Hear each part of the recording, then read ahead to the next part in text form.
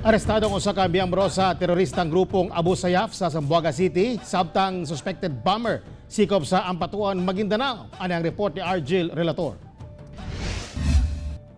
Gidakop sa kapulisan ug kasundaluhan sa Zamboanga City pinaagi sa warrant of arrest sa kasong pagsupak sa Comprehensive Firearms and Ammunition Act si Kahar Indama alias Kang, kinsa ig-agaw sa Basilan-based Abu Sayyaf leader nga si Furuji Indama.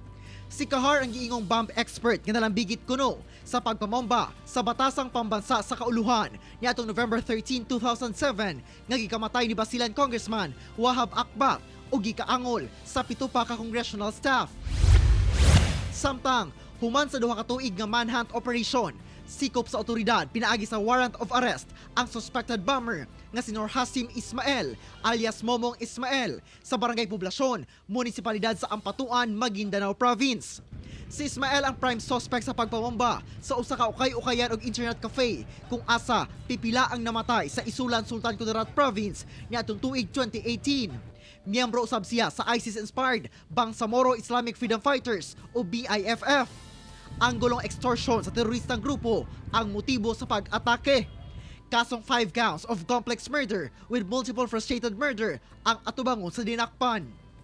Ako si Argel Relator para sa One Mindanao.